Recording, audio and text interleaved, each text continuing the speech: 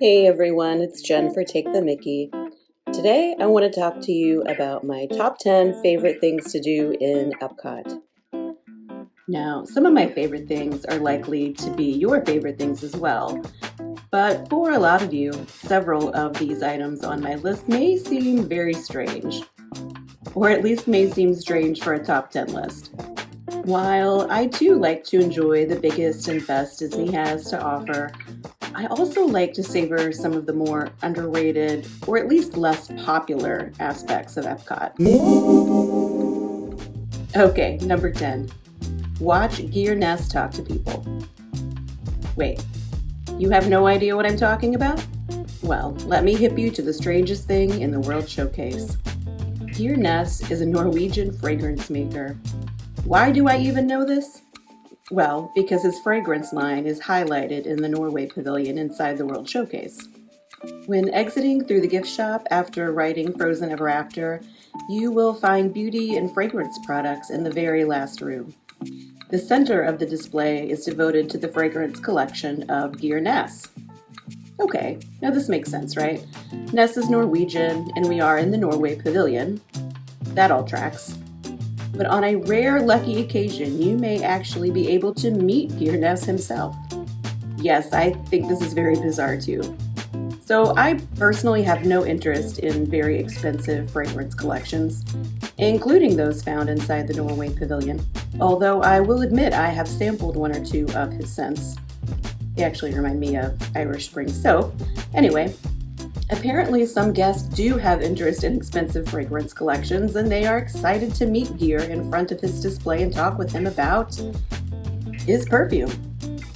I find this incredibly ridiculous, and I have spent way too much time loitering around the Norway gift shop watching people engage in seemingly in-depth and profound conversations with this fragrancier. Fragrance maker? Fragrancier? Is that a word? Okay, number 9. Well, number 9 is actually a tie for me and includes both Frozen Ever After and Remy's Ratatouille Adventure. Now, I think for most people, both of these attractions would be much higher up on their list, but as I told you in my intro, my favorite things in Epcot are not most people's favorite things in Epcot. Now, I actually really like both of these attractions. Now, I probably would give the edge to Frozen simply because Remy is a screen-based ride, and I almost always prefer an attraction with live sets and animatronics versus a ride that is screen-based. But they are both very cute and much-needed additions to Epcot as a whole. I am hoping that Disney will upgrade the projection animatronics in Frozen to the newer ones that we see in Hong Kong and Tokyo, and now that are featured in Tiana's Bayou Adventure in the Magic Kingdom. Number 8, snacks. Yeah, I think this is going to be a given on probably anybody's Epcot list.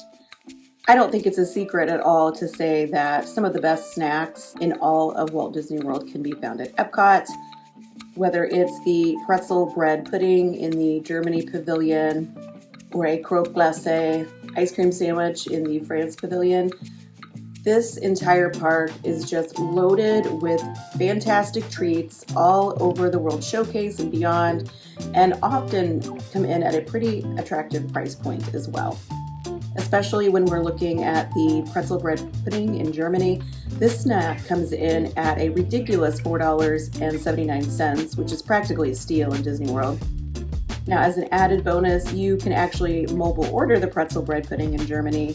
And as an extra hot tip, they have most of the beers from the Germany Pavilion on tap here as well. And so you can mobile order those and skip the long lines out in the front of the pavilion. Number 7, Spaceship Earth. I was actually surprised that Spaceship Earth did not make it to a higher number up on the list. But Epcot is just so full of awesome things to do that it's coming in at number 7. This is, of course, the attraction that is inside the iconic geodesic sphere located at the front of the park. And this is usually the first thing people see when they are entering in for the day. This ride is currently in its 4th iteration and arguably its most popular. This attraction takes you through the story and history of human communication and is currently narrated by none other than Dame Judi Dench. She is such an icon, and it is absolutely fitting that she is narrating such an iconic staple of Epcot history. Number 6 on the list, the Flower and Garden Festival. Now, normally I actually prefer Epcot Light or Diet Epcot, if you will. Both of these phrases simply refer to Epcot when there is not a festival taking place. I prefer this primarily because of lower crowds in Epcot, but also it just feels like Epcot in its simplest form. However, I do absolutely love the Flower and Garden Festival. This takes place in the spring, and Disney fills the entire park with incredibly themed topiaries. You have everything from classic figures such as Peter Pan and Captain Hook, Peter Pan, prepared to meet thy doom, all the way to new favorites such as Guardians of the Galaxy and Encanto. They are just simply stunning. The festival food for Flower and Garden is also some of my favorite festival food, and I just love the entire feel of Epcot when the festival is taking place. Number 5, a crawl around the World Showcase. So I know everyone is familiar with the concept of eating and drinking around the World Showcase, and those are definitely worthwhile things to do, responsibly of course. But in addition to stopping in each country for a snack or beverage, I also include experiencing something new in this category as well. I like to stop in each pavilion and try to find something that I've never noticed or done before, like speaking with Geir Ness, for instance. My name is Geir Ness, and I'm the creator of this fragrance, Lila, the essence of Norway.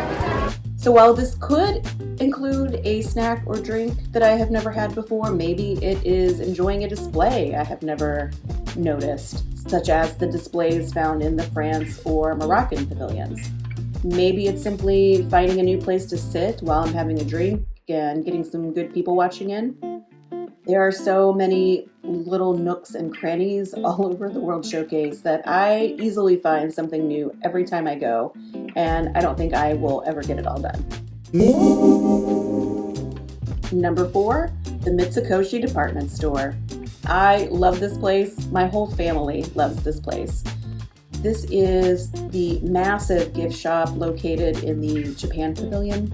Mitsukoshi Department Store is one of the world's oldest department stores, and I believe this is the largest store in Walt Disney World. If I'm wrong, you can let me know in the comments. You can find such an array of gifts in here, ranging from pink Yoshis to vintage silk kimonos to matcha green tea Kit Kats. What is happening with her mouth? She's a demon, and people put that on because it makes them feel safe. But She's being bound and gagged because she's a demon? yes, because most demons are evil, but she has bloodlust or whatever. She has bloodlust. We love spending time in here and finding a new snack to try. Most recently, it was the Cherry Blossom Matcha Poke Sticks. All right, there's my Cherry Blossom Matcha Poke Stick.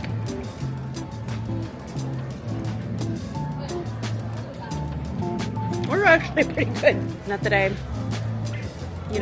buy Pockies all the time or would recommend you do so, but if you are in Mitsukoshi and decide you need a Pocky stick, that would be the flavor I recommend you get. All right, number 3, rope dropping France. So while everyone else in Epcot is fighting their way to the queues for Frozen or Remy, you will find me in line at Léal Boulangerie and Patisserie. This is a quick service spot located in the back of the France Pavilion, and I think it is the best quick service food in all of Walt Disney World. Many of the prices did recently go up a bit, but there are still many bargains here in my opinion. Léal has traditional French classics such as a croque-monsieur sandwich, croissants, tarts. I have never had a bad thing here, and I absolutely love everything on the menu. 2 of my favorites are the quiche Florentine and the tarte fraise. I rope dropped this because Léal consistently has an extremely long line all day and absolutely nowhere to sit. But first thing in the morning, it's pretty empty, and you have your pick of any amazing places to sit and have a bite. And then after a leisurely breakfast, you can watch the first showing of Impressions de France, which is a film in the France Pavilion that only plays first thing in the morning, and then again right before the park closes. Beauty and the Beast sing-along plays the entire rest of the day. I love this film. I miss that it's here all day, and I can't think of a better way to spend the morning in Epcot. Okay, coming in at number 2, Living with the Land. I have such deep love for this attraction. While I understand that not everyone is going to enjoy a 14-minute slow-moving boat ride that makes you feel like you are floating through a Ken Burns documentary, I just love it. Now, I know most people view this attraction as an opportunity for a nature-themed nap, but I truly find Living with the Land the perfect escape from what can often be a park day full of a lot of overstimulation. Living with the Land also just reminds me of 80s Epcot, and I truly miss those days. While most of Epcot's original attractions have either been replaced or completely rethemed, Living with the Land is essentially in its original state. I love that we can still be reminded of Epcot's original goal of edutainment, and it just takes me right back to my childhood. And coming in at my number 1 thing to do at Epcot, Guardians of the Galaxy Cosmic Rewind.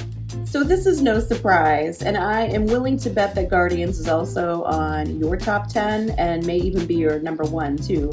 This is one of Disney's newest rides, and I think it is the best. And while I can make an argument that Guardians of the Galaxy IP really has no business being in Epcot, this ride is just so good that I don't care. Guardians debuted in May of 2022, and I still can't wait to ride it each and every time I'm at the park. It is just so fun, and I do nothing but laugh the entire time. What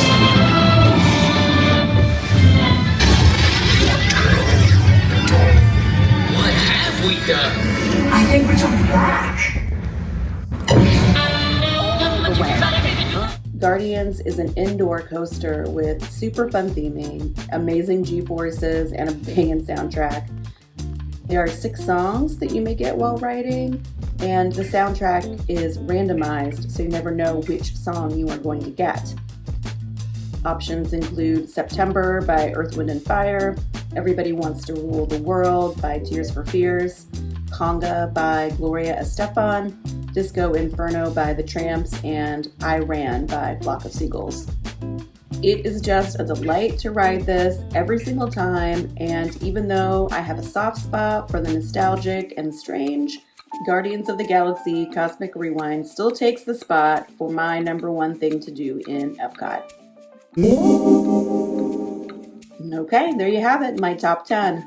Let me know in the comments if anything from my top 10 is in your top 10, or if you just think my choices are a bit crazy. That's okay. Either way, if you made it this far, please hit the like button and even subscribe to the channel.